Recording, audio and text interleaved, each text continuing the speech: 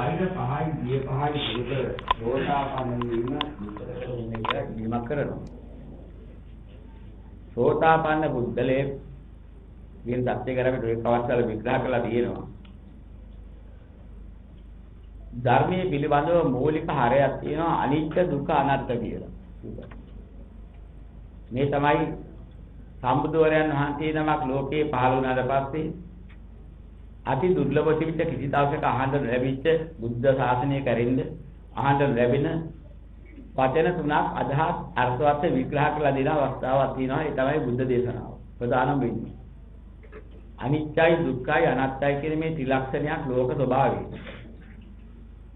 කිසි දවසක වෙනස් කළ නොහැකි ලෝකයේ හටගත් සියලු දේකටම උරුම එවැනි ස්වභාවයක් තියෙනවා. අනිත්‍ය නම් දුක්ඛ නම් අනාත්ම නම් අන්නේක විග්‍රහ කරලා ගන්න ඕනේ. මෙන්න මේ ටික විග්‍රහ කරලා තේරුම් ගත්ත කෙනාට ධම්ම අවබෝධයක් ලැබෙනවා. අනන්ත සංසාරයේ අහසු නැති දරපු නැති තේරුම් ගත්ත නැති අදහසක් යථාර්ථයක් දකින්න හැකියාව ලැබෙනවා. මේක ඊටාම කෙටියෙන් වාගේ දෙන්නට මේ වචන තුන තේරුම් ගන්න එක මේ වචන තුන ලබා ගන්න එකයි අමාරු. අති දුර්ලභව කියන්නේ ඒකයි. ලැබුණාට පස්සේ පරීක්ෂා කරලා තේරුම් ගන්න එක අමාරු නෑ. පොඩ්ඩක් පොළොව වලේ තියෙනවා නම් විමර්ශනය කරලා ඔය තේරුම් ගන්න හැකියි.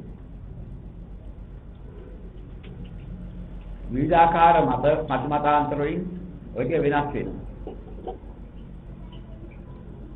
ලෝක සම්මත අදහස් තියෙනවා ආර්ය අදහස් තියෙනවා වචනයකට. කලක් යනකොට ස්වභාවික ලෝක සම්මත අදහස් ඉදලා නැගිනවා. අර ආර්ය අදහස ගැඹුරුයි එටි යටපත් වෙලා යනවා. මේකයි සිද්ධ වෙන්නේ. දැන් අපි ප්‍රිය කරන මනාප කරන යමක් ඇත්නම් කියපු ගාම තේරෙයි. හැබැයි ප්‍රිය කරන්නේ නැති යමක් ඇත්නම් 10 වාරයක් කිව්වත් ඒක හිතේ හිටින්නේ නැහැ.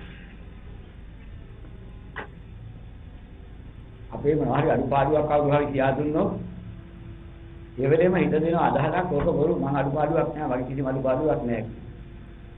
අපේ හොඳක් කවුරු හරි කිව්වොත් ඕන බොරුවක් කමක් නෑ කියලා වත්තල් එකක් කිව්වා.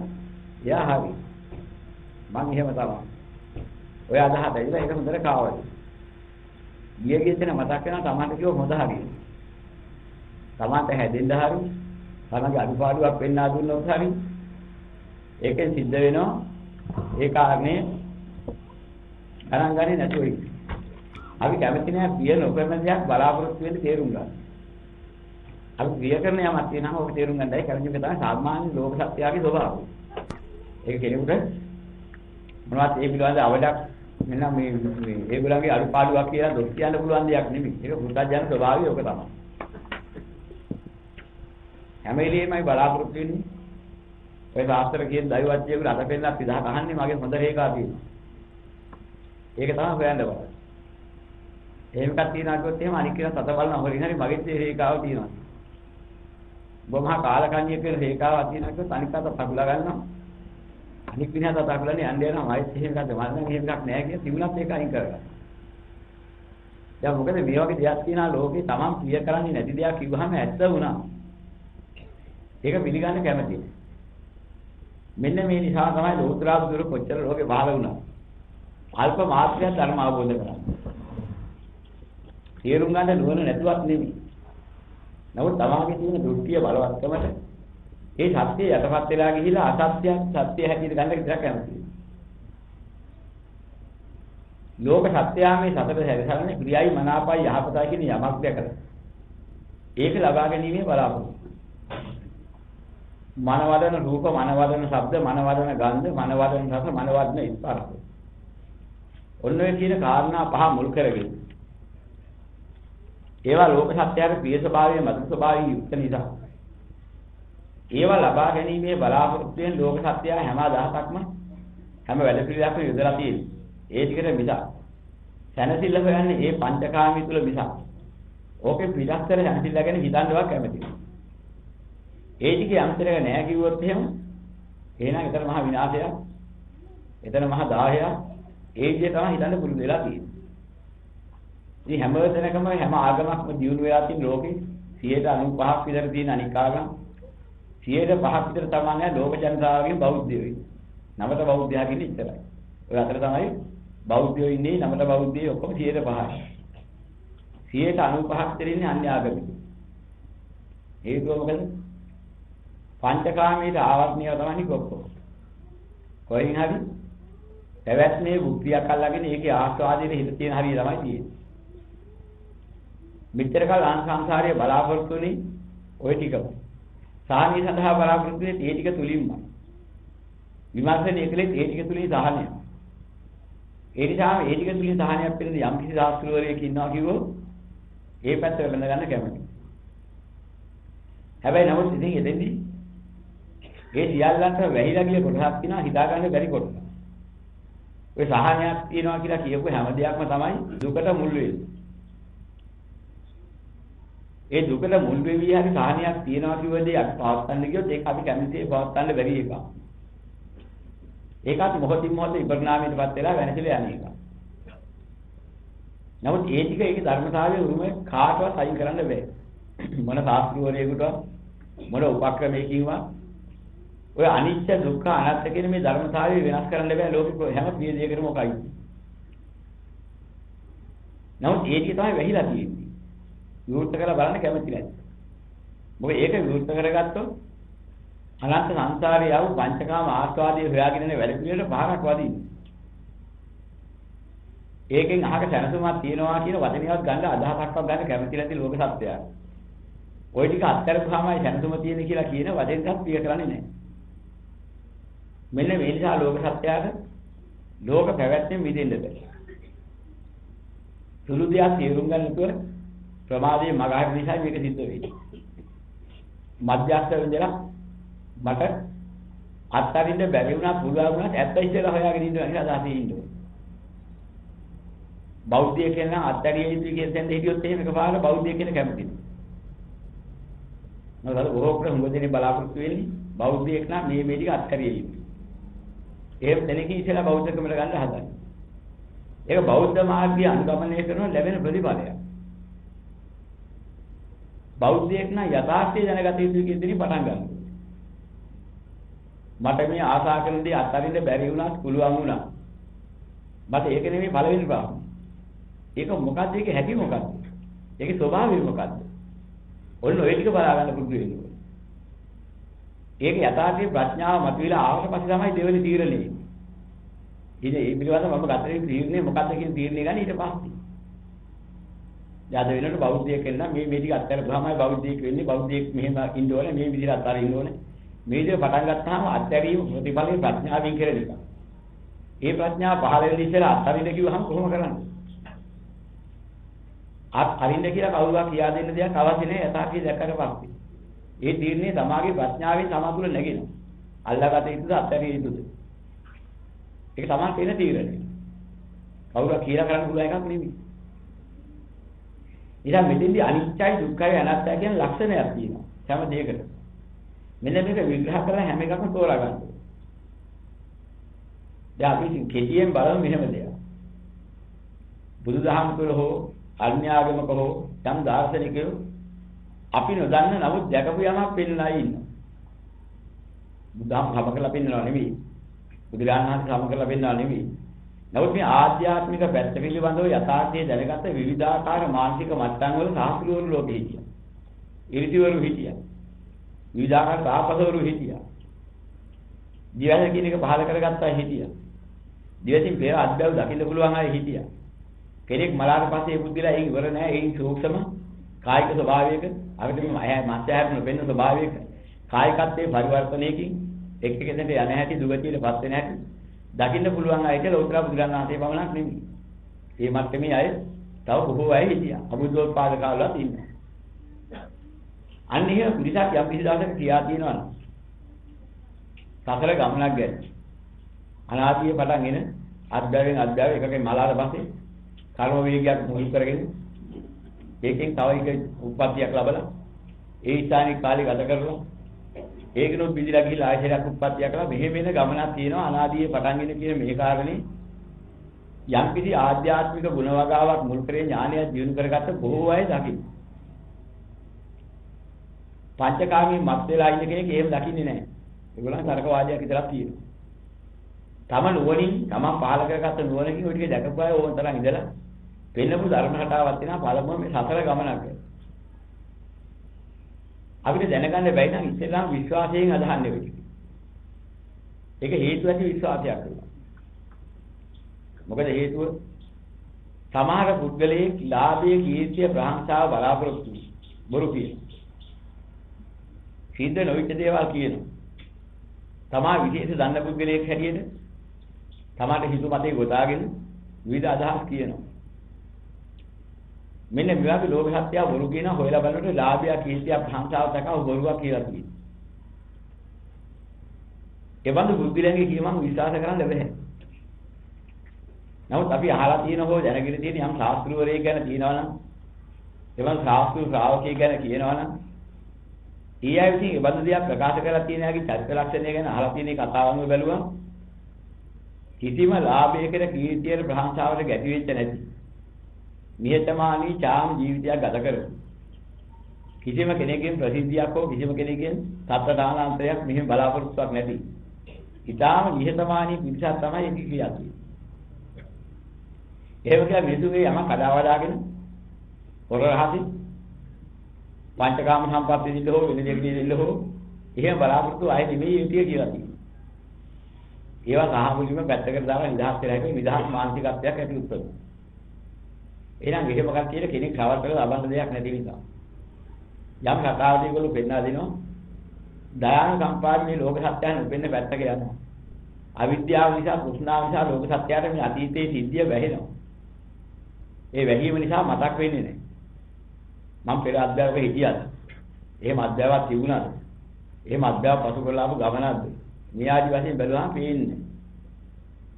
නමුත් මෙහෙම දෙයක් තියෙනවා. ඒ තියෙන නිසා හරිම භයානකයි. කරන ලද යම් කිසි අකුසලයක් නැත්නම් දුක්ඛයක් නැත්නම් සතර පහ උප්පත්තියක සත්‍යය කියලා මේ යන්න වෙන දවසක් තියෙනවා. එදා මේ දුක විඳින්න වෙනවා කරපු නිසා. සුගතියට ගියා වුණා ප්‍රිය කළා සදාත්මික ඉඳ පුළුවන් දෙයක් නෙමෙයි. අකමැති දුකට එකතු වෙන්න වෙනවා. ඒකත් කැමති නෑ. සැප කැමති වෙනවා එක තියෙනවා විනාශ වෙනවට කැමති නෑ. ගෙවෙනවට කැමති. නමුත් ධර්මතාවය පිළිගෙවිලා. ඒකත් කැමති නෑ. කැමැත්ත අසීමිතයි. අසීමිතත්වයේ මාත්‍රය තමයි ලැබෙන්නේ. ලැබෙන කැමැත්තට ප්‍රියමනාපීට සතුටු වෙන්නේ ඊට වඩා එහා එක නැති නිසා. එහෙනම් කැමැත්තෙන් ඉන්න ලෝක සත්‍යයට කවදාවත් අසහනකාරී මානසිකත්වයෙන් මිදිච්ච ස්වභාවයක් නැහැ. කොච්චර සම්පත් ලැබුණා. ඔහු දැවෙනවා තව ඉතිහාස දැනකට යනවා. ඉතිහාස සම්පත්තියක් ඒ જાතියෙන් උරුම කරගන්න. ලැබිච්ච එකෙන් සන්තෝෂ වුණාට අභ්‍යන්තරේ දවනවා ඒක මදි කිය. මේක තමයි සැරිසරන සත්‍යයේ ස්වභාවය. ඉතලා කතාවක් තියෙනවා මහා මන්දාතු කියන සක්විති රජුරවන්ට රජුරවන්ගේ ප්‍රසිද්ධියට සක්‍ර දෙවියන්ද එක්ක ගියලු මේ ලෝකේ. තාවතින්දී. එක ගිරගන් සක්විති රජ චක්‍රවර්ති රජුරවන්ට සක්‍ර දෙවියන්ද කියන දෙවියෝ දෙදෙව්ලෝ අධිපති කෙනෙක් භාගයක් දුන්නා පාලනය කරගන්න. රජකම භාග දුන්නා. අර සක්විති රජකමලට වැඩි ලොකු සුඛයක් ඒකේ තියෙනවා. කය පරිවර්තනය වෙනවා දේවත්වයට. දෙව්ලොවට ගියා. මිනිස් කය තියෙන්නේ මෙහාට. ඒකයි පරිවර්තන දේව කය බාටපත් වෙනවා ඒ ලෝකෙ. මේ කයෙන් විඳින බැරි දහසක් පංචකාමයෝ දහස් ගුණේ විඳින්න පුළුවන් ස්වභාවයක් ඉතින් දිලැවෙනවා. ඒ தත්ත්වය ලබාගෙන දෙව්ලොවේ භාගයක රජකම ඔක්කොම කීර්තිය ප්‍රශංසාව සියල්ලම ලබාගෙන අන්තිමට හිතන්න පටන් ගත්තා සක්‍රදේවිය වන්දලා දාලා ඔක්කොම මට ගත්තා නම් මොකද කියන්නේ. එන ඇතිවීමක් නැහැ. කොච්චර සම්පත් තිබුණත් ඇතිවීමක් නැහැ. ඉතින් මේක තමයි ලෝක ස්වභාවය. පංචකාමී සම්පත්තියේ මතුනන් ලැබෙනවා කියලා ඒ සම්පත්තිය සෑහෙන්න බෑ. නැති නින්දා සෑහෙනවා. බලාපොරොත්තු ඊට වඩා ඉහළට කරනවා. ඒක උපරිමයේ කොතනද කියලා හොව කියන්න අපි දන්නේ නැහැ. තව තවත් එහාට සම්පත්තිය ඕන. ඔය ලෝකේ තමයි ලෝක සත්‍යය හැමදාම කාමාශ්‍රය කරගෙන යම් කිසි පුණ්‍ය බලයකින් හෝ කම්සකක් ලැබුවා නම් ඔහුට අසහනියම ලැබෙනවා මිසක් අසහනිය මුක්තිය දෙලා මිසක් සහනිය මුක්තිය දෙන්න බෑ. ඔය ඉතිහා එකක් හැමලියම බලාපොරොත්තු වෙන නිසා. මෙන්න මේක මේ ඇතිසම සත්‍යයගේ ස්වභාවය. පංචකාමයේදී මරවුලේ ඇතිවීමක් නැති දෙයක්. සීමා කරන්න බෑ මෙතකින් සීමා සහිතයි මේන් එහාට කාමී මම බලාපොරොත්තු වෙන දෙයක් නෑ ලෝකෙ. ඒ උපරිම කාමයයි මම මේ ලබන්නේ කියලා කියන්නේ දෙවියෙකුත් නෑ. මිනිසෙකුත් නෑ. සක්විති රජ කෙනෙකුත් අසහනී පිළිෙන. මේකට පැරණි කතාවක් තියෙනවා. අපි බුදු පියාණන් වහන්සේ වැඩ ඉන්න කාලේ කුෂ්ඨ රෝගයක් හැදෙන එක්තරා කාන්තාවක් හිටියා. මේ කුෂ්ඨ රෝගී දින කාන්තාව මෙහෙම හිටියත් සමාජයෙන් පිළිකුල් කරනවා. හැබැයි ධර්මයේ වැඩි බුදුරජාණන් වහන්සේගේ ධර්මයේ දේශනා කරන ධර්ම ශ්‍රවණය කළා සෝවාන් ඵලයටපත් විශාල චිත්ත ප්‍රහාදයක් අටගත්තා. ඒ ඇතුළේ චිත්ත ප්‍රහාදය නිසා අර කුෂ්ඨ රෝගී හොඳ වුණා. ඒ දැන්ටි මැරිලා ගිහිල්ලා චාතුල් මහරජිතේ සතරවරන් දෙවියන්ගේම සීමා හතර මැද්දේ ගිහිලා දෙවඟනක් කියලා උපන්නා. දැන් මේ දෙවඟන අනිත් සියලුම දෙවඟනට වඩා හරි ලස්සනයි. මාර්ගඵල ලාභී කෙනෙක් දෙවඟනක් කියලා හරි දෙවියෙක් කියලා හරි උපන්නොත් ආයුෂයේ වර්ණයේ සැපයෙන් බලයෙන් නුවණින් අනිත් දෙවියන්ට වඩා 10 ගුණයක් බබලනවා කියලා ධර්මයේ පෙන්නලා තියෙනවා. මෙන්න මේව ගති ලක්ෂණයක් තමයි අර දෙවඟනට පහළ වෙන්නේ. සතරවරන් දෙවියම එක සැරේ දැක්කම මේ දෙවඟන එක සැරේම දුවගෙන ආව අල්ලගන්න. අයිති කරගන්න. එක සැරේම යකට අපරියා ගන්න. ඔක්කොම එක ඒ පැත්තට අදිදහස. හතර දිනම තමන්ගේ වාසිපත් කිව්වා. මෙයා මගේ සීමාවේ මම දැක්කේ ඉතින්. නෑ මාත් ඒ වෙලාවමයි දැක්කේ මගේ සීමාවලත් අයිති. මමයි එදින් අල්ලගත්තේ නෑ මාත් ඒ වෙලාවෙම අල්ලගත්තා. ඔය විදිහට කියනකොට දැන් මේ හතර දිනකට බෙදා ගන්න බෑ. අඳෝනා කියන්න පටන් ගත්තා. අනේ මේ දැරිටි මට ලැබුණා මගේ ජීවිතේ වැඩ කරන්නේ අනේ මට දියන් අනික් දෙවියන්ට කියනවා. අර හතර දෙනාවත් අනිත් තුන් දෙනාත් එහෙමම කියනවා. මට ජීවත් වෙලා වැඩකුත් නැහැ මේ දැරිටි මට ලැබුණේ නැහැ. දැන් හතර දෙනාගේ ප්‍රශ්නේ විසඳ ගන්න බැලුවා සක්‍ර දෙවියන් ළඟ තරම් ගියා විසඳ ගන්න. ඊට හතර දෙනාගේ ප්‍රශ්නේ කියපුවාම මටත් එකක් කියන්න තියෙනවා කියලා සක්‍ර දෙවියෝ කියනවා. මේ දැරිටි මට ලැබුණේ නැහැ මට මේ සක්‍ර පදවියේ වැඩකුත් නැහැ. දැන් සක්‍ර දෙවියෝ තමයි ලෝකේ කාම සම්පත් ඉදින අයකින් දිලලෝ උපරිම නායකයා. දැන් යා අසහනිය කොච්චර දිවිලා තියෙනවද? ඒ ඉන්නේ දෙවඟනන් නිසා. ලබන කාම සම්පත්තිය තියෙනවා නම් ඇති විලා හිටියේ. නෑ ඊට වඩා එකනේ දැක්කහම ජීවිතයත් එපා වෙනවා ඒක නැහැ. ඒ මට්ටමේ යති. එහෙනම් මේකේ මේ කතාවලින් හොඳට පැහැදිලිව පේනවා මිනිස්සුන්ට ඔය කියන දෙයක් නේ. මොනම දෙයක් ගන්නවා ස්වභාවය ඕකයි. මනවදන රූප, ශබ්ද, ගන්ධ, රස, ස්පර්ශ ධර්ම කියන මේ හැම එකක් ගැන අසීමිත බලාපොරොත්තුකින් සත්‍යය ඉන්නේ. මේ පංචකාමයේ මරවල මේ තරම් භයානකයි. සත්‍යය මේ තරම් කොටු කරලා තියෙන්නේ. මෙන්න මේ නිසා මුදින සත්‍යයට කොච්චර සම්පත් ලැබුණත් අසහනිය මිදෙන්නේ.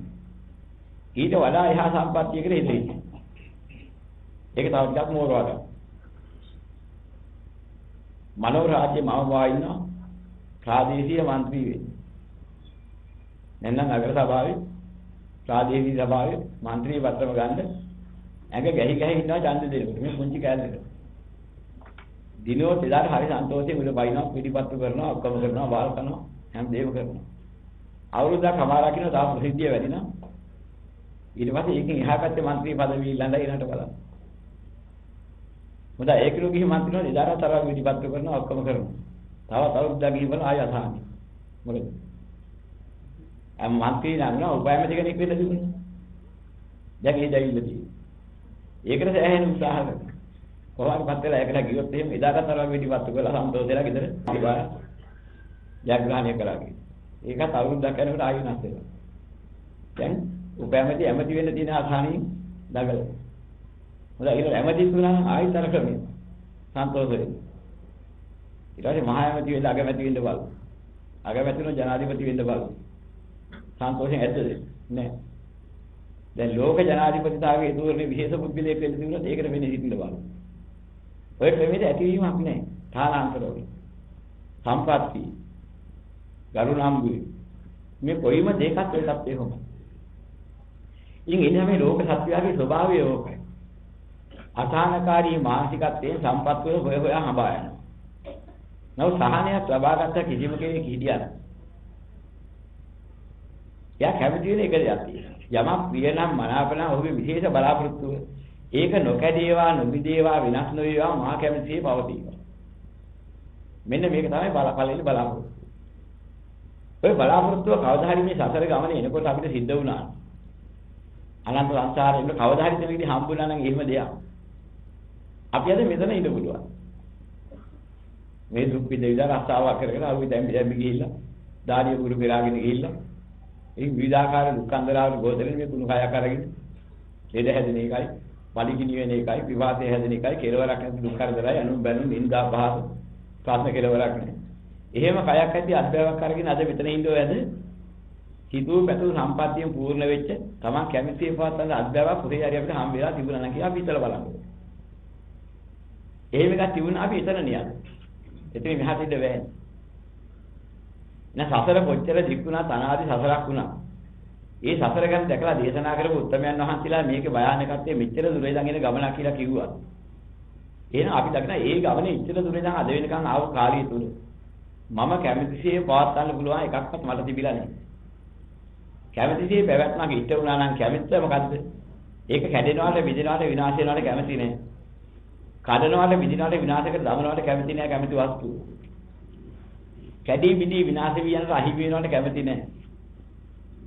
ඉතින් එහෙම එකක් වුණා නම් නොවුණා නම් අපි එතන මිසක් මෙතන ඉන්න බෑ.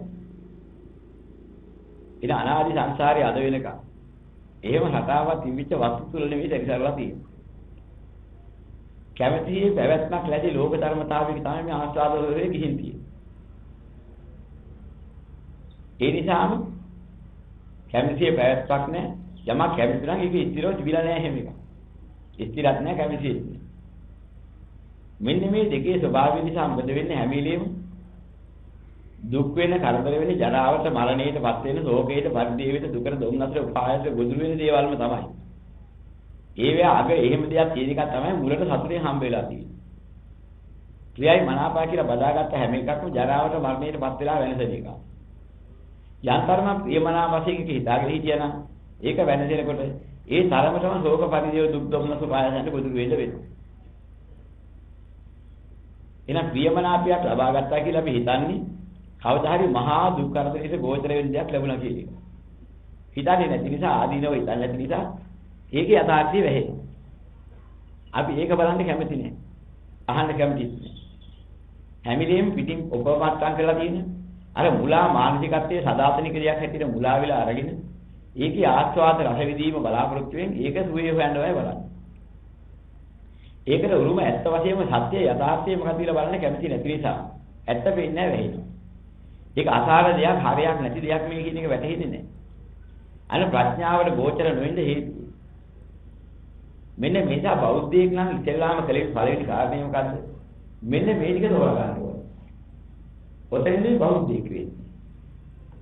සාම්ප්‍රදායිකව කල්ය යනකොට ඔය ටික නෙමෙයි බෞද්ධයෙක් වෙන්නේ. නමස්කාරය කියපන්.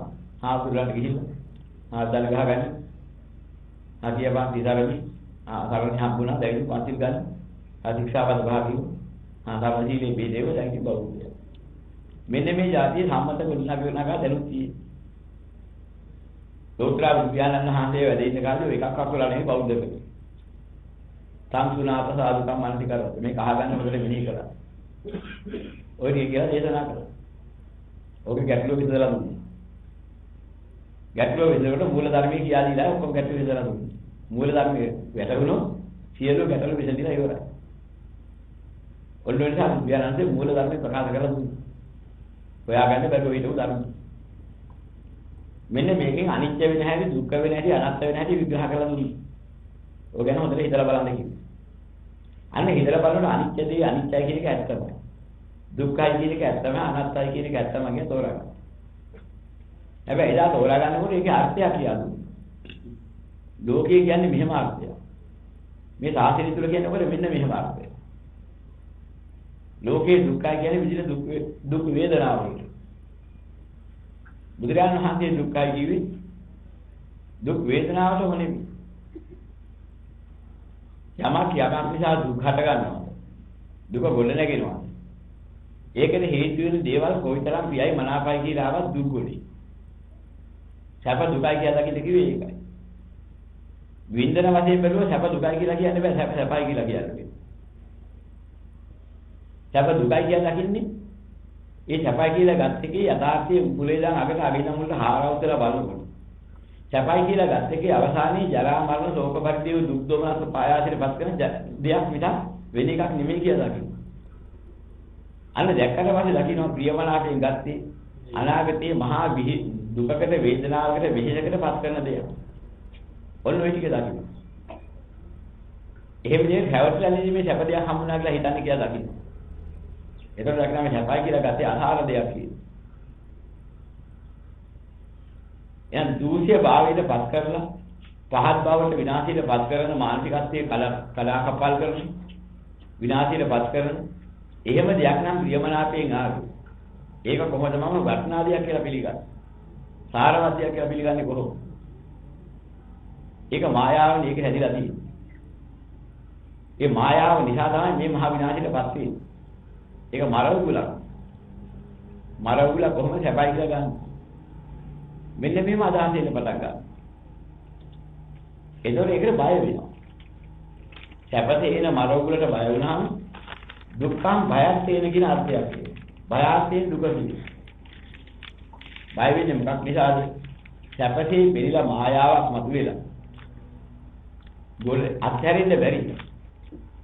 දුක් වැඩ පිළිවෙලක බැඳලා තියෙනවා. මිදිරිය යන්නේ බැහැ. ඒ නිසා අනන්ත දුක් විඳින ඉඳලා එනවා. අනාත්ම වෙනවා. මෙන්න මේ කියන කාරණේ තේරුම් ගත්ත දවසට ඉතින් මට ආසාව අත්තරගන්න බැරි වෙනවා පුළුවන් නම් ඇත්ත මේක නිකන් දකින්න දවසක්. ඇත්ත ඔච්චරයි.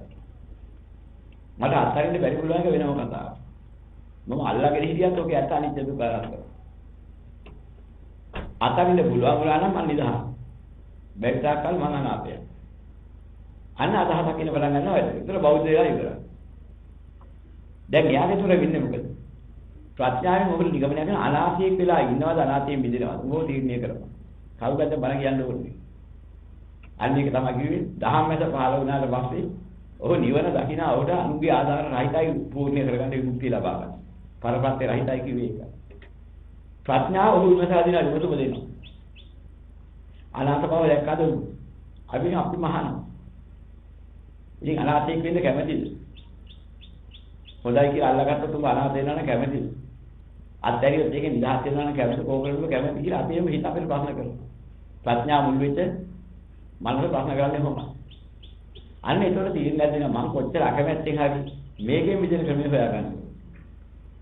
අකමැත්ත කියන එක තමයි මහා භයානක ඉන්න ඕන කියන එකයි මහා භයානක. ඒක ඉන්නකම අනාථ වෙන නිදහස් වෙන්න විදිහක් නැහැ. කවුරුත් මේකට පලිත් නැහැ. කාටවත් තර්ක කළා මට විරුමකුත් නැහැ. තර්ක වාද කරලා මට විමුක්තිය ලබන්න බැහැ. කවදා හරි මම මේ තුලින් මිදුණු දවසට මට විමුක්තිය ලැබෙන්නේ. අකමැත්තෙන් හරි කැමැත්තෙන් හරි කරගත්තේ. මෙන්න මෙතන හිත තියාගන්න කියලා වෙන්නේ. ඉතින් අකමැත්තෙන් අත්හරින්නේ කොහොමද? අද වැහිලා තියෙන දෙයක් තමයි ඒක. බුදුරජාණන් වහන්සේ දේශනා කරනවා කොච්චර අකමැත්තෙන් උඹලා අල්ලගෙන හිටියා. මාර්ගයක් තියෙන අනුගමනය කරන්නේ. ඒක ප්‍රායෝගිකව ප්‍රගුණ කරන වැඩ පිළිවෙල. ඒක කරගත්තොත් අත්හැරලා යනවා. අත්හැරගන්න බෑ කියලා මේ ආස්වාදයෙන් මම කොහොමද අහස් වේදිකා කොච්චර අඬලා දගල හිටියා. ඔය මාර්ගයේ පූර්ණිය කරගෙන ඉන්න උඹලා දන්නේ නැද්ද ඔබ සිද්ධ වෙන්නේ? කිසිම අපහසුයක් නැතුව. අසාරත්වයේ වැටිලා අත්හැරී යනවා. එහෙම මාර්ගයක් මේ තියෙන ලස්සන මාර්ගයක්. බලහත්කාරී හිර කරගෙන අත්හැරීලා කියලා දගලන් එකක් නෙමෙයි. ඒකත් ඇවිල්ලා යනවා. ඒක ස්වභාවය. ධර්ම අවබෝධය හැටි ඒකයි. අන්න එහෙම ක්‍රමයක් බුදුරජාණන් වහන්සේ දුන්නා. යුණාදී පිළිගන්න හේතුඵල ක්‍රමය. මේ ලෝකේ විද්‍යාමාන වෙන කායික හෝ මානසික යම් ප්‍රතිඵලයක් විද්‍යාමාන වෙනවා. ඒක හේතුවකින්මයි ගොඩ නැගෙන්නේ. අහම්බෙන් නෙමෙයි. ඒ ගොඩ නැගිච්ච හේතුවට කවුරුවත් කරේ දුන්න හේතුවක් නෙමෙයි. තමන්ම ගොඩ නැගපු හේතුව.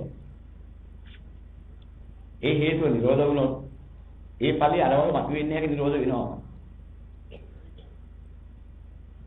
එහෙනම් යම් කිසි අත්හරින්න බැරි මානසිකත්වය කියලා කියන්නේ අපිට පහළ වෙච්ච ඒ જાතිය විඤ්ඤාණ, අවිද්‍යාව සහගත විඤ්ඤාණ. ඒ විඤ්ඤාණ ඵලයේ පහළින් කොහොමද? අවිද්‍යා පත්‍ය සංඛාරා, සංඛාර පත්‍ය විඤ්ඤාණ කියන සිද්ධාන්තයෙන් හේතු ඵලයේ ඕකයි. අවිද්‍යාවේ හැටි දැනගන්න. මොකක්ද අවිද්‍යාව කියන්නේ? මෙච්චර වන අනිත්‍ය වන දුක්ඛ වන අනාත්ම වන දේ මේ පිළිපෙණී තියෙද්දි මට මේ ආසාව අත්හැර ගන්න බෑ. මගේ ඉත ඇදෙනවනේ බැඳෙනවනේ. ඒක ප්‍රියමල මధుර වශයෙන් පේනවා නැහෙන ලොකු පාදුවක් වගේ දැනෙනවා. ඒකෙ මිදෙන්න හිතෙන්නේ අන්න දකින්න පටන් ගන්නවා. දකින්න අවිද්‍යාවේ ස්වභාවය දකින්න. දැකලා ඉවර කරගන්න බෑ. තාවකලේ ඒක කොටසක් තියෙනවා. ගොඩ නගපු දෙක නිසා ඇතිවෙච්ච ප්‍රශ්නයක් තියෙනවා. ඔන්නේ දෙකම දකින්න ඕනේ. ලොකු ගින්නක් මෙලෙව්වොත් මහා ගිනිසරක් ආවට පැතිරෙනවා කියලා දන්නවා. ඒ අත්දැකීම් ලැබුණා ඒක දකින්න. ඊට පස්සේ ගිනිසර නම් මට එපා කියලා කිව්වට හරියන්නේ නැහැ. අර ගින්න තියෙනකන් ගිනිසර වීදෙනවා. එන ගින්න මොකද්ද? දර නිසා, දැවෙන්න අවශ්‍ය කරන තෙල් හරි මොනවා හරි නිසා, ඒකට ගිනි තිබ්බ නිසා, ඒක වර්ධනය වෙච්ච නිසා, ඒකේ ඵලය තමයි මහා ගිනිසිලුව. ඒ ගිනිසිලුව තියෙනකන් ගිනි රසණයෙන් මිදෙන්න බෑ. දැන් ගිනිසිලුව හැදුනේ කොහොමද? හැදිච්ච හැටි දැනගත්තා. ඒක හේතුඵලයක් බව දැක්කා. ඒකට හේතුව ඒ සදාගත ඉන්ධන කියලා දැනගත්තා. ඉන්ධනේ යලි යලි දමන නිසා මේක තව තව දැල්ලෙනවා කියලා දැනගත්තා. ඉන්ධන වශයෙන් අවශ්‍ය කරන දල හෝ තෙල් හෝ එකට දාන්න නැතුව නතර කරපුවාම අර ගින්න හටගන්න තිබ්බ හේතුව නිරෝධ වෙනවා දැක්කා. ඒක නතර කරපුවාම ගින්න නැවැදි ඵලයේ නිරෝධය. දැන් රසය ඇති ගන්න තව දෙයක් කරන්න ඕනේ. හේතුව නිරෝධ කිරීමෙන් හර ඵල නිරෝධ කරන්න දෙයක්වත් නෑ. ඵලයේ නිසා හටගත් ආදීව නිරෝධ කරන්න දෙයක්වත් නෑ. ඒක ඔක්කොම කරගන්න. අපිට කරන්න තියෙන එක දෙයක්. හේතුව දුරු කරගන්න. මෙන්න මේකට ක්‍රමයක් බුදුරණන් වහන්සේ දේශනා කළා. අඬපල්ලා මොරදීපල්ලා දුක් පියා. මේ ක්‍රමයේ අතරින් දෙනවා. මුලට යහපතක් එනවා. මොකද හේතුව? ඕක ලැබෙන්න කියලා හිතුවර ලැබෙන හේතුත් නෙමෙයි. එපා කිව්වට නැති වෙන හේතුත් නෙමෙයි. හේතුඵල ධර්මයක් ඔය තියෙන්නේ. ඔය හේතුව තියෙන තාක්කල් ඵලෙ එනවා. ඒකෝට ඵලෙ නැගිලා ආපුවාම ඇති අසහනිය මොහොත තමයි. ඔය හේතුව නැති කළොත් ඒ ඵලෙ හේතුයෙන් නිරෝධයෙන් ඵල නිරෝධ වෙනවා. ඒ ඵලෙ තියෙනකොට විච අසහනිය ඒක නිරෝධ වුණාම එතන නැහැ. දැන් නැති කරගන්න මහන්සි වෙන්න දෙයක් නැහැ 1000. 1000 නැති වෙලා යන්නේ දුක නැති වෙලා යන්නේ. ඔන්නේ ඵලෙ නැති වුණා. ඵලෙ නැති කරගන්න හේතුව නැති කරන්න ඕනේ. හේතුව කවුද ඇදුවේ දෙවියෙක්වත් බ්‍රහ්මයෙක්වත් ඊශ්වරයෙක්වත් නෙවෙයි. තම තමන්ගේ අවිද්‍යාව නිසා මෝඩකම නිසා හරි වටිනා දෙයක් කියන නිගමනයේට බහැලා. ඒ වාසේ හිතවිලි ක්‍රියාවදන් ගොඩනගමින් හඹාගිය නිසා එන අවිද්‍යාව පත්‍ය සංඛාරා ගොඩනගපු නිසා. දැන් ඒක නුවණක් පහළ වෙලා තියෙනවා. දුක දැක්කා. දුකට හේතුව දැක්කා. මේ දුකට හේතුව නැතින ඵලෙ නැතිකමෙන් දුක නිරෝධ වෙන බව දැක්කා. මේකට අනුගමනය පිළිතුරු මාර්ගයක් තියෙනවා කියලා දැක්කා. ඒ මාර්ගය මිසක් වෙන විදිහකට ක්‍රමයක් නැහැ වෙන එකක් නැහැ කියලා දැක්කා. මාර්ගය මොකද්ද? මා විසින්ම අනුගමනය කරලා මා විසින්ම මෙච්චර කාල මුලාවෙන් ගිය වැඩ පිළිවෙල කන පිටහරවන එක. මොකද මුලාවෙන් කළේ? ප්‍රිය ස්වභාවයක් මధుර ස්වභාවයක් ඇති ලෝකයේ මායාවක් තියෙන පංචකාමී කියන. ඔන්න ඔක දැක්කට පස්සේ ප්‍රිය ස්වභාවයට මధుර ස්වභාවයට වහල් වෙලා. ওই පස්සේ හඹා ගියා එක හොඳයි කියන. ඒ මානසිකත්වය නිසා ඒක හරි වටිනා දෙයක් කියන දෘෂ්ටියක් ඇති වුණා. මෙන්න අවිද්‍යාව කරලා දුන්නා අපන්න. මේක අවිද්‍යාවේ වැඩ පිළිවෙලේ ක්‍රියාදාමයේ ඕකයි කියලා දැක්කට පස්සේ. දැන් මා අවිද්‍යාවට වහල් වෙනවා. එන අවිද්‍යාවේ යථාර්ථය දැක්ක නිසා. ඉක්ම යනවා කියලා දැනගත්තාම මාර්ගය වර්ණ හැදිපේ. මේ මාර්ගය වර්ණ කිය මල් පූජා කරලා පහන් පූජා කරලා බුදු බැඳලා මාර්ගය වෙදින්නේ. මාර්ගය හරියට තේරුම් ගන්න ඕනේ මොකක්ද? විඥානයක් හට ගැනීමෙන් රාග 10ක් හටගත්තා නම් ද්වේෂය නිසා 10ක් හටගත්තා. රාගයට හේතු වෙන විඥානය පහළ වෙලා තිබෙච්ච නිසායි පහළ වෙන නිසායි ක්‍රියාත්මක වෙච්ච නිසායි රාග 10 හට ගන්නවා. ද්වේෂ රාගත විඥානය පහළ වෙලා දුක් කරදර දෙන්නේ. ඒ විඥානය හට ගැනීමට හේතු වෙච්ච සංකාර වලින් ගොඩනගපු නිසායි. හැදුණු රාග හිතක් හෝ හැදුණු ද්වේෂ හිතක් හෝ කවදාවත් ආයි ආහාරයක් නැතුව ජීවත් වෙන්නේ නැහැ. ඒක ජීවත් වෙන්නේ ආහාර අරගෙන. ඒ විඥාණයට ආහාර වුණාද සංකාර. වටිනා කියන දෘෂ්ටිය අවිද්‍යාවෙන් වේදිනවා. ඒ වටිනා කියන දෘෂ්ටියෙන් ඒක ගොඩනගා ගන්න ඒක පවත්වා ගන්න බලාපොරොත්තු වෙන්නේ. යම් හිතවිල්ලක් හිතනවාද කතාවක් කරනවාද ක්‍රියාවක් කරනවාද. මෙන්න මේවා ආහාර කරගෙන තමයි අර විඥානේ බලවත් වෙලා තියෙන්නේ. යම් දවසක ඔන්නේ ආහාර නිරෝධ කළොත් විඥාන නිරෝධ වෙනවා. මේක න්‍යාය ධර්ම. ඔන්නෝක තේරුම් අරගෙන එහෙනම් කොච්චර ප්‍රියමනාපදී පස්සේ යන්න ගියා. ඒකට නැඹුරු වෙන්නේ. ඒ පස්සේ හඹායන්න ගියෝ. ඒ පිළිබඳ යලි යලි අරමුණු කරන්න ගියෝ. සිහි නුවණින් ඒකේ ආදීනව දැකලා. මම ඉන්ද්‍රිය සංවර කරගන්නවා. ඉන්ද්‍රිය නැඹුරු කළා අයාලේ යන්න දෙන්නේ නැහැ මනසට. එහෙම කරගෙන නතර කරන්නේ නැහැ. මොකද කරන්නේ? වෙන සිද්ධිය දාන්න. නැඹුරු වුණොත් තමයි මේ ආස්වාදයේ හිතේ මුල් බහගෙන මෙහෙම හිතපන්. මෙහෙම ආස්වාද සහගත ක්‍රියා කරපන්, මෙහෙම කතා කරපන් කියලා අදහස දෙන්නේ. ඒ අදහස දරාගෙන ඒකට වහල් වෙලා තමයි හිතන්නේ කියන්නේ කරන්නේ ඒ જાතිය. එහෙනම් මම රාග සහගතව හිතන්න කියන්න කරන්න හේතු නියම වැඩ පිළිලක් ඇද්ද? ඔන්න ඕක නතර කරනවා.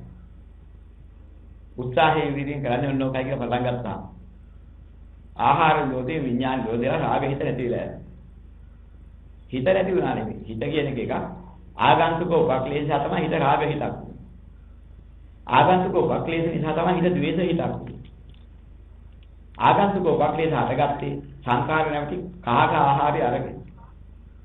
දැන් සංඛාර නොදී සංවර කරගත්තොත් ආහාර නිරෝධයෙන් විඥාන නිරෝධලා චිත්ත ඉතුරු වෙනවා. පබස්සර විදම්මිකේ චිත්තං කියන ඉතුරු වෙනවා. විඥාන කියන තත් ඉතිවිච්ච කාට ගැනිච්ච එක නැති වෙලා යනවා. දැන් තුන්නගෙන චිත්ත. චිත්තවල කිසි ප්‍රශ්නයක් නැහැ. පැහැදිලි මොදලි යථාර්ථයේ තේරෙනවා. ඇලෙන්නේ ගැටෙන්නේ නැහැ, මුලාව කියන්නේ නැහැ. මෙන්න මෙහෙම ස්වභාවයක් එක්කත් වෙනපත් වෙනවා චිත්ත ස්වභාවය සුද්ධ වෙලා මුද්ද. ඔන්නේ සුද්ධ වෙලා යන අතරමඟ වෙනකොට ඇති වෙන ප්‍රඥාවට පරිසරය වෙලා තියෙන ඒ චිත්ත කියන ස්වභාවයේද යථාර්ථයේ සිහි කරන්න පුළුවන් මානසිකත්වයේ තුලින් සිහි කරනකොට ප්‍රඥාව වර්ධනය වෙලා බලවත් වූ ප්‍රඥා චෛතසික නැගින පටන් ගන්නවා චිත්තවල. මෙන්න මේ ප්‍රඥා චෛතසිකයට ලෝකයේ යථාර්ථය ඉතාමදී වැටහෙන්න පටන් ගන්නවා. අසාරත්වය උදා මනසේ අසාරයි කියලා වැටහෙනවා. අසාරත්වය නම් අත්හැරීමට නොයන්නේ අත්‍යව කරන්න දෙයක් නැහැ. අසාරදී අත්හැරිය යනවා. එදාට දැනගන්නවා පෙර මගේ මානසිකත්වයේ ඇලි ඇලි ඉන්න මුලාව දැනෙන්නේ. ඒක නිදහස් වෙලා ගියා. දැන් මගේ හිත ඇලෙන්නේ, බැඳෙන්නේ. හිත තියෙනවා. එන සතර ගමන කිච්ච මොකක්ද? හිත නෙමෙයි සතර ගමන කිච්ච සංකාරපත්‍ය විඥාන කරපුවාම ඒක කියලා පටන් ගන්නවා. දැන් විඥාන නිරෝධයි හිත තියෙනවා. චිත්තය අවසානයේ මොකක්ද? ඒකත් හේතුඵලයි. ඒකට තියෙන හේතුව චිත්ත සංකාර කොට නගන්න නැහැ ඒකත් ඉවරයි. එයා කින් එක දැනගන්න. කාම සංකාර කොට නැගුවේ නැත්නම් කාම භවය ඉවරයි. රූප සංකාර කොට නැගුවේ නැත්නම් රූප භවයත් ඉවරයි. අරූප සංකාර කොට නැගුවේ නැත්නම් අරූප භවයත් ඉවරයි. අවිද්‍යාව පත්‍ය සංකාර කොට නැගිනේ ඔය තුනයි. ඔය තුන නම් අවිද්‍යාව නිරෝධ, අවිද්‍යාවත්‍ය වාදේශ විරාග නිරෝධ, සංකාර නිරෝධ වුණා අරියත් වේ. දැන් උන්වහන්සේගේ අන්තිම කය අන්තිමට තියෙන ඉරි චිත්තාවලිය යම් දාපෙට වුණාද ඉතින් අවසන්. ඉන් එහාට කොන්නගන්න එකක් නැන්න. උන්වහන්සේ දුක්ඛාගත සතර හදපු ගතයි හිතජගේ සම්බන්ධතාවය ඉවරනවා. ගත කිව්ව හේතුඵලයේ යලි ගොඩ නැගුන්නේ නැත්නම් හිත කිව්ව හේතුඵලයේ යලි ගොඩ නැගුන්නේ නැත්නම් ගතකින් හිතකින් රහතන් වහන්සේ පිරිනවම් පෑවලට පණවන්න නැහැ. පණවන්න එකක් නැහැ. යන්තරම දුක දුන්න ගතක් ඇද්ද දුක දුන්න හිතක් පාල කිරීමක් ඇද්ද? ඒ දෙකම නිදහස් නැ දුකේ නිදහස්. සියලු දුකෙන් නිදහස් වෙලා ඉවරයි. මෙන්න මේ තත්ත්වයට පත් වෙනකන් තියෙන කටයුත්තක ආරම්භය කොහොමද දැනගෙන අවසාන දක්වා යන මගයි තියෙන්නේ. ඊළඟට වෛර කරන්නේ. අපි තුල බය වෙන්නේ අපි අනුන්ට බය දෙන්නේ මේ දෙපැත්තක් කියනවා. වෛරේ බය කිව්වහම වෛර පහක් බය පහක් කිව්වහම ප්‍රාණඝාතී නිසා අනුන්ට තමන්නේ වෛර කරනවා. අනුන් අසන්න ඕනේ වංශන්න ඕනේ කියලා අදහසක් කරා. ප්‍රාණඝාත කරන මානසිකත්වයක් තිබුණා. ඒකට හේතුව මොකක්ද? තමා මේ ලෝකේ හරි වටිනා දෙයක් තියනවා කියන නිගමනේ ඉඳලා. ඒකට යමෙක් පහර ගහපු නිසා දරන්න බැරුව ඉවසන්න බැරුව. ඒකෙන් පරිගැනීමේ අදහසින් තමයි වෛරය පටන් ගන්නේ. ඊට පස්සේ ඒ જાතියෙම තවෙකින් ඌ බලවත්. ඌට පහර ගහන්න බෑ ඌට බය වෙනවා. ඌ එනවටත් බයයි. ඇතුළට එනවටත් බයයි. මොකද? තමා බලාපොරොත්තු වෙන ප්‍රියමනාපයට පහර ගහලා කලාවලා ගැනීම මංගල කා ගැනීම විනාශ කළා තමයි මේ හේතු. ලෝකෙහි ඇතුළු කරන වටිනවා කියන දෘෂ්ටියේ ඉන්න තාකල් ඔහුට මානසිකත්වයේ තුළ වෛරයෙන් මිදෙන්න බෑ බයෙන් මිදෙන්න බෑ තමයි. ඒ වන්ද බුද්ධලයා යන්ත්‍රයක ඇතුළට ගියාම ඇතුළු කරන අනිත් බුද්ධලයාට වෛරය ඇති කරන බය ඇති කරන ක්‍රියාකලාපයක් ඔහුගේ නිපද වෙනවා. දැන් අනුන්ටත් වෛර බය දෙනවා. තමුණුත් වෛරය තුල බය තුල ජීවිතය ගෙනියනවා. මේ තමයි පුත්‍ජන ලෝකයාගේ හැටි. සත්ත්ව හිංසා මුල් කරගෙන. හිංගි හිංසා මුල් කරගෙන. තමා තුල වෛරය බය ගොඩනැගෙනවා. අන්‍යයන්ට වෛර බය ඇති කරන්න උපනිශ්‍රේ දෙනවා. හොරකම මුල් කරගෙන. තමා තුල වෛරයෙන් බය කටයුතු කිරීමෙන් හොරකම සම්බන්ධ වෙනවා. ඒ හේතුවෙන් අනිකට වෛරය බය හටගන්නවා. කාම මිත්‍යාචාරය මුල් කරගෙන. තමා තුල වෛරය බය හටගන්නවා. ඒ වගේම අන්‍ය ලෝකයට වෛරය බය හටගන්නට පසුතලයක් හදනවා. බොරුව මුල් කරගෙන. තමා තුල වෛරය බය හටගන්නවා. අන්ත වෛරය බය හටගන්නට පසුතලයක් හදනවා. මදේට ප්‍රමාදයට හේතු වෙන සුරාමේරේ හේතු කොටගෙන.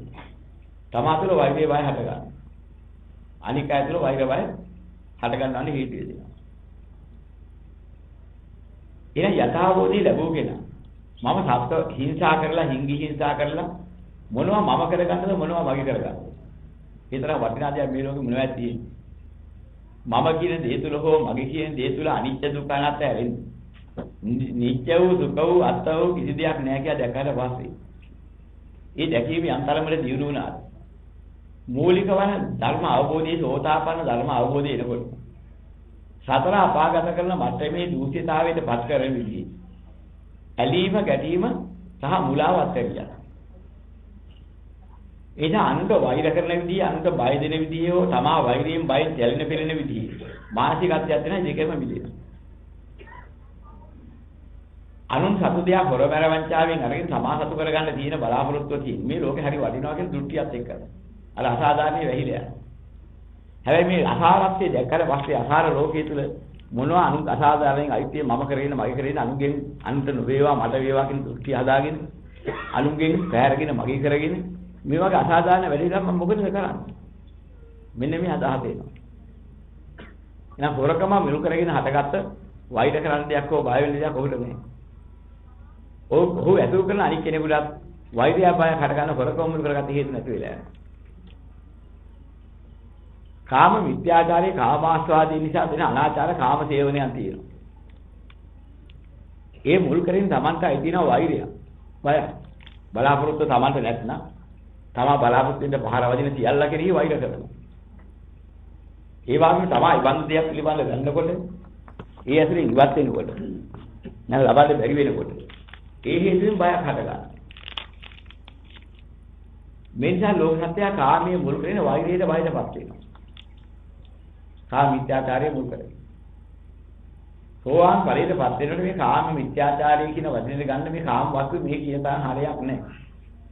එහෙම අයිතිසහගතව අසාධාරණව ලෝකයට විනාශයටපත් කරමින් ලෝකයට කලබල ඇති වෙන විදිහට එහෙම දෙයක් කළා හරි මුක්තිය තරහ වටිනා කාමයක් වටිනා ලෝකෙ වෙන්නේ නැහැ කියන තත්ත්වෙට මනස වැටලා ඉවරයි. අනිත්‍ය වශයෙන් දුක්ඛ වශයෙන් අනාත්ම වශයෙන් මේ පංචකාමයේ ගැන වටහිච්ච කෙනා. ඒ මට්ටමේ ඉක්ම යනවා. සියලු කාමයේ ඉක්ම ගියේ නැහැ. අර අනාචාර දුසිරි සතර අපාගතන මානසිකත්වයක් ඇති කරන මට්ටමේ ඉක්ම ගියා. ඒ නිසා වෛරය බය තමාතුල හටගන්නෙත් නැහැ. ඒ පිළිබඳව ලෝකයට එහෙම දෙයක් දෙන්න හේතුත් නෑ. සුරාව සූදුව දුකාචාරී කියන මේ ටික අරගෙන බැලුවා. ලෝකයේ හරියට වටිනා දෙයක් කියන දෘෂ්ටියෙන් බැහැලා ලෝකාස්වාදයට බැඳිලා යම් යම් ලෝකාස්වාදයන් පිළිබඳව එලී ගලී කටයුතු කරමින් අයිතිසහගත අසාධාරණකම් කරලා හරි ඊ ආස්වාද භුක්තිය කරන බලාපොරොත්තුවක් තිබුණා. ඒ තරම් වටිනා දෙයක් කොහෙද මේ ලෝකේ තියෙන වටිනා දෙයක්? භුක්ති විඳින්න ඉන්න වටිනා දෙයක් නෑ. මේක මහා මරවුලක්. දකින්නකොට මේ පිළිබඳව හිස් බව වැටහෙනවා. ඉතරී ආස්වාදයෙන් දකින්නකොට හරි වටිනා දෙයක් ලැබුණා කියලා සන්තෝෂ වෙනවා. දැන් ලැබෙනකොට මොකද වෙන්නේ? මේ හිස් දෙයක් නේ.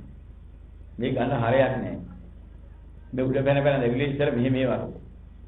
මොනවා පොල්මා වැඩක් නෙයි. අනිත් වැටෙන්න පටන් ගන්නවා. බීලා මත් වෙලා හිටන් සන්තෝෂයෙන් ඉන්නවා කියන්නේ මහා විකාරයක්. ඒකත් එක්තරා විශ්වාසයක් වගේ දැනීමකට තේරෙන්නේ. ඔන්නෝම අදහස් එන්න පටන් ගන්නවා. ඒකේ අසාරත්වය දැකලා ඉතින් ඒකෙන් මිදලා ගියාට පස්සේ ඒ හේතු වෙනකොට වෛරය බයක් හට ගන්න තිබිච්ච හේතුව ඔහු ළඟ නැහැ. ලෝකයට එහෙම ඇති වෙන්න තිබිච්ච හේතුවත් ඔහු ළඟ. අනික අයට ඇති වෙන්න හේතුකාරක වෙච්ච ඔහු ළඟ නැහැ. තමන්ගේ සහ අනුන්ට හදගන්න විට වෛර වෛරයකින් මිදිලා යනවා. මෙන්න මේ ආකාරයේ වෛර පහ, බිය පහ දුරු වෙනවා සෝතාපන්න පුද්ගලයාට.